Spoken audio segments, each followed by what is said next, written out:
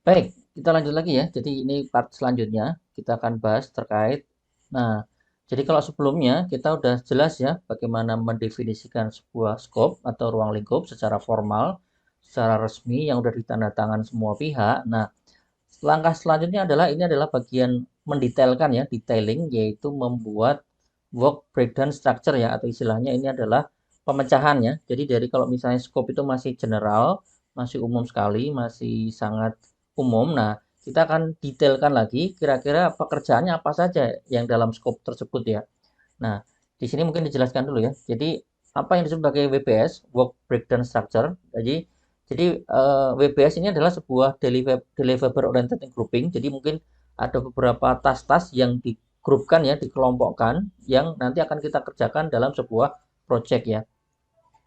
Nah, di dalam WBS ini nanti ada beberapa hal. Jadi, ini adalah sebuah dokumentasi yang di dalamnya adalah mengandung sebenarnya ya, kalau kita nanti kaitkan dengan part yang lain atau video yang lain adalah tidak hanya sekedar scope ya. Jadi di sini nanti ada namanya jadwal juga iya, bahkan nanti bisa kita lihat cost-nya, mungkin nanti resource-nya, resource orang-orang yang terlibat, dan bahkan nanti kalau ada perubahan juga ya. Jadi WBS ini nanti adalah sebagai foundation dokumen ya, yang foundation dokumen kira-kira nanti kita akan mengerjakan apa. Dan dari item-item ini nanti misalnya contoh ini mau dikerjakan berapa lama, membutuhkan biaya berapa, dan kemudian orang yang terlibat nanti siapa aja, dan nanti misalnya kalau butuh perubahan seperti apa ya. Oke, nah kemudian WBS itu adalah sebuah proses, sebuah tahap yang namanya dekomposisi ya. Dekomposisi itu bahasa sederhana adalah memecah ya, memecah atau subdividing. Nah, memecah atau membagi atau memecah-mecah sebuah scope definition, nah, misalnya requirement nomor sekian, itu kita pecah menjadi ukuran yang lebih kecil lagi atau pekerjaan-pekerjaan lebih kecil lagi ya. Jadi nanti kita akan lihat sebenarnya BPS itu mau kita pecah menjadi berapa level. Nah, berapa levelnya nanti akan sesuai dengan kebutuhan kita ya. Nah, ini kita bicara prosesnya seperti biasa ya. Kalau kita bicara proses, jelas inputnya adalah dari proses-proses sebelumnya, termasuk hasil dari requirement, hasil dari definition. Nah, kita akan lakukan namanya menggunakan dekomposisi ya, memecah bagian-bagiannya. Nanti outputnya jelas kita akan mendapatkan namanya scope baseline atau WBS ya, dan kemudian project dokumen yang sudah diupdate dengan WBS-nya. Oke, nah ini contoh ya, contoh ya. Contoh, kita akan mengembangkan sebuah aplikasi. Ternyata ini aplikasi khusus untuk eh, lokalnya mereka ya, lokal sebuah perusahaan. Nah, di sini mungkin udah dipecah nih, misalnya udah ada, oh ini bagian pekerjaan website design. Oh nanti ini ada pekerjaan homepage design, ini ada marketing page misalnya, ini kemudian ada sales page ya. Nah, ini contoh sederhana ya, ini contoh bagaimana sebuah pekerjaan besar dipecah-pecah lagi sebenarnya ya. Nah, nanti di dalam website design nanti bisa dipecah lagi, contoh ya. Oh nanti ada sitemap, nanti ada bicara tentang graphic design, ada bicara tentang program dan seterusnya dan seterusnya ya. Nah, jadi kalau bentuknya, contoh bentuk yang agak lengkap, tadi sudah saya sampaikan bahwa kita itu bisa memecah menjadi beberapa level lagi ya. Contoh di sini ya, level satu, level satu intranet project dipecah menjadi level 2-nya ada 5 ya. Satu 2 3 4 5. Nah, nanti di level 2 bisa dipecah lagi nih. Level 2 dipecah lagi menjadi satu 2 3 4 5 6 ya. Nah, ini contohnya dipecah lagi ya. Nah, kemudian yang di level 3 yang di bagian define requirement dipecah lagi misalnya. Nah, ini ada 4 pekerjaan lagi. Nah, sebenarnya ini adalah bagaimana kita membreakdown, mendetailkan sebuah scope, sebuah function dari sebuah scope atau requirement kita detailkan menjadi sebuah pekerjaan-pekerjaan ya, pekerjaan-pekerjaan atau item-item to do yang perlu dikerjakan. Nah, kalau nanti bicara seberapa banyak levelnya, nah itu nanti bisa diatur-atur sebenarnya berapa levelnya nanti akan kita bahas di part selanjutnya. Misalnya apakah cukup level 2 atau harus level 3 atau mungkin sampai level 6 sedetail itu. Nah, itu pasti punya plus minus tersendiri ya. Nah, dari sini nanti kita akan punya bentuknya seperti ini ya. Nanti kalau di breakdown, dipecah lagi, nanti kita akan mendapatkan seperti subbab lagi ya, subbab nanti ada subbabnya lagi, ada kalau di sini bukan subbab lagi, nanti subtas ya. Jadi sub pekerjaan lagi, nanti adalah sub-subtas lagi ya. Jadi anak-anak dari pekerjaan-pekerjaan nanti didetailkan ada apa saja sebenarnya ya. Oke, nah contoh ya misalnya nanti dari sebuah WBS kita bisa letakkan atau kita bisa gunakan, kita masukkan ke dalam software. Contoh di sini adalah softwarenya Microsoft Project dalam bentuk Gantt chart. Nah, di sini kita bisa pecah. Nomor satu. Nah, nomor satu ada 6 ya, 1.1 sampai 1.6. Jadi ada beberapa pekerjaan. Jadi beberapa pekerjaan level 2 ya. Nah, di level 2 dipecah lagi di 1 2 nih ada 1 2 3 4 ya. Oke, nah gunanya apa? Gunanya tadi sudah saya sampaikan. Dengan kita memecah ini nanti kita bisa tahu bahwa misalnya oh untuk pekerjaan ini ada jadwal ya. Maka ini saya bilang scope nanti bisa kita kaitkan dengan schedule ya. Nah, ini ada kaitan dengan schedule. Misalnya, oh ini cuma butuh 2 hari. Define content system, oh ini butuh 1 hari misalnya. Ini contohnya di tanggal sekian. Bahkan tanggal-tanggalnya pun sudah mulai kita tetapkan ya sebenarnya. Nah, jadi dengan kita mendetailkan, sebenarnya nanti kita bisa sampai sedetail apa kita memonitor ya pekerjaan-pekerjaannya ya. Nah, itu nanti akan kita bahas ya, seberapa detail dan mungkin kita milih seberapa levelnya, nanti silakan kita bahas di part selanjutnya ya. Jadi poin dari WBS ini saya ulang kembali adalah bagaimana kita memecah atau membreakdown, membreakdown itu memecah ya, mensubdivide, membagi-bagi bahwa satu scope itu mau kita pecah-pecah mau sampai berapa level sebenarnya ya. Jadi ini kita pecah-pecah yang nantinya akan memudahkan kita dalam mengelolanya ya. Jadi memudahkan kita dalam mengelolanya karena kita akan bisa tahu misalnya ini nanti jadwalnya gimana, nanti resource-nya yang mengerjakan siapa, biayanya pun mungkin bisa kita ukur kan, karena kita udah tahu waktu dan orangnya, jadi kita bisa ukur biayanya berapa ya. Dan dari situ nanti kalau kita bicara tentang biaya, totalnya pun nanti bisa kita hitung secara lengkap ya sebenarnya. Oke. Nah, kemudian ini bagian ini adalah bagian untuk memperjelas lagi ya. Jadi ada beberapa approach untuk mengembangkan WBS. Di sini kita bisa menggunakan yang pertama ya, menggunakan panduan. Kemudian yang kedua adalah kita menggunakan analogi approach. Contohnya adalah kita bisa mereview dari WBS yang pernah dikerjakan orang lain atau mungkin pernah dikerjakan oleh developer lain misalnya ya. Jadi kita sedikit meniru nggak apa-apa sebenarnya.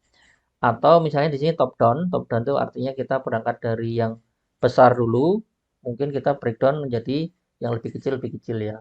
Atau kadang-kadang ada yang orang berpikir dari bottom up ya. Jadi ada beberapa orang yang mikirnya, oh kita detail yang paling perintilan dulu, yang paling kecil dulu, kita naikin. Oh ini sebenarnya groupingnya ini, nanti dinaikin lagi. Oh kalau ini sebenarnya nanti masuk lagi ke yang lebih besar lagi. Oke, ini cara cara mendevelop atau cara menurunkan BPS ya. Oke, cara yang lebih rumit lagi adalah menggunakan mind mapping ya. Mind mapping ini adalah teknik yang istilahnya pokoknya diletak-letakkan dulu, nanti silahkan diatur-atur lagi misalnya. Nah, contoh seperti ini ya. Nah, contoh seperti ini ya.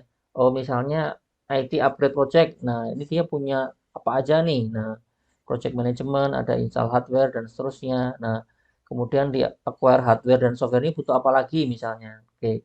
Dengan mind mapping ini nanti kita akan tahu misalnya ada user yang kelupaan atau mungkin baru ingat, oh ternyata kita butuh ini nih. Oh, itu berarti letaknya di sini misalnya. Atau misalnya contoh paling gampang misalnya upgrade inventory misalnya ya. Oh, kita harus memikirkan stok yang lama misalnya. Nah, stok yang lama itu ada di mana? Nah, kita pikirkan oh ternyata itu bagian ini nih misalnya. Nah, dengan cara seperti ini nanti lama-lama akan tertata ya, tertata. Kita akan mendapat mind mapping. Dari mind mapping ini akan kita dibalik lagi kita bentuk WBS yang lebih bagus ya dari hasil sebuah mind mapping ini. Oke. Nah, ini contoh ya, contoh bentuk WBS yang di-generate menggunakan konsep mind mapping ya. Nanti apakah ada pertanyaan, kok beda hasilnya? Ya nggak apa-apa sebenarnya. Nanti silahkan bagaimana nanti mendetailkan, ini terserah tim ya, terserah tim mendetailkan. Yang penting nanti ini ada kaitan juga dengan nanti di software inti dari project management ada di sini sebenarnya. Bagaimana kita memonitornya adalah dari BPS ini sebenarnya ya. BPS inilah nanti akan bagaimana kita memonitor ya. Misalnya kalau kita bicara di sini building A ya nanti kita monitornya per building misalnya ya. Jadi terserah bagaimana tim mindsetnya atau cara memandangnya, bagaimana nanti membuat WBS-nya. Yang penting itu membantu Anda mengelola project dengan lebih baik ya dan lebih mudah ya. Jadi jangan sampai WBS Anda juga acak-acakan, Anda tidak teratur, terus Anda kebingungan sendiri. Itu juga jangan sampai ya. Jadi aturlah WBS sebaik mungkin, sebagus mungkin, supaya nanti tim juga mengelolanya, mengaturnya, memonitornya juga sangat-sangat mudah ya. Oke. Nah, kemudian di sini akan disampaikan juga ini sedikit tambahan. Jadi mungkin ini part ini mungkin agak sedikit panjang ya. Jadi di sini ada WPS Dictionary. Jadi mungkin nanti kita akan tambahkan namanya WPS Dictionary atau mungkin penjelasan istilahnya atau kamus ya, yang mungkin sedikit menjelaskan detail information about item-itemnya tadi ya. Misalnya kalau misalnya nanti ada tim kita yang bingung ini apa, nah nanti dijelaskan di WPS Dictionary ya. Oke. Nah, contoh nih ya, contoh WPS Dictionary misalnya, ini mungkin dijelaskan ya. WPS Dictionary ini terkait dengan item name ya, WPS item name update database tadi yang ada ya tadi depannya. Ini ya, update database. Nah, ini dijelaskan update database maksudnya apa sih? Nah, di sini jelaskan secara panjang lebar ya, supaya nanti timnya juga tahu ketika kan nanti yang membuat WPS kan misalnya tim utama. Nanti ketika di deliver ke anggota, si anggotanya juga nanti akan tahu, oh kira-kira pekerjaannya adalah ini nih misalnya. Jadi mereka juga akan paham. Bahkan nanti mereka juga bisa ngasih masukan-masukan yang sesuai dengan kebutuhannya. Oke. Nah, ini ada beberapa nasihat ya untuk membuat BPS yang baik. Jadi misalnya contoh di sini ya, nanti detail bila silakan dibaca lebih lagi. Jadi unit of work mungkin sebaiknya hanya muncul sekali ya, at only one place. Jadi jangan jangan sampai berulang-ulang ya. Oke ya.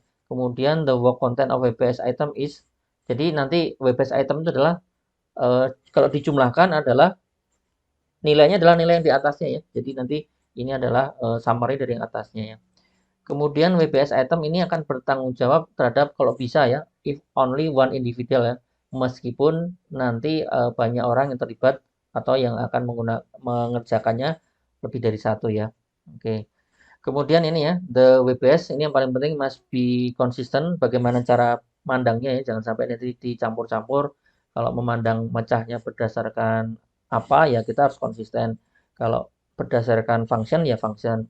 Kalau nanti berdasarkan area ya berdasarkan area. Jadi jangan sampai yang ini berdasarkan area, yang ini berdasarkan function, yang ini berdasarkan hal yang lain nanti nggak konsisten ya. Oke.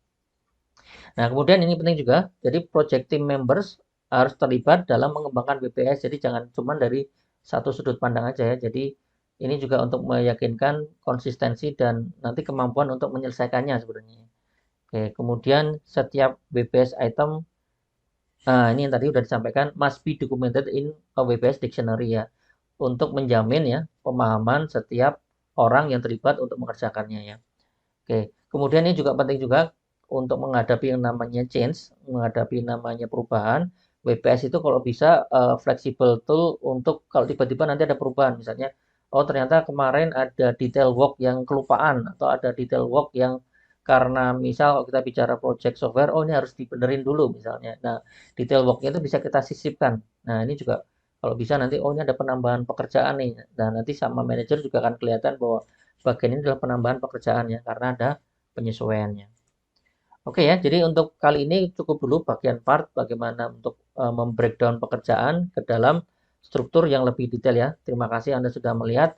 Kita sambung di part selanjutnya terkait dengan validate scope ya.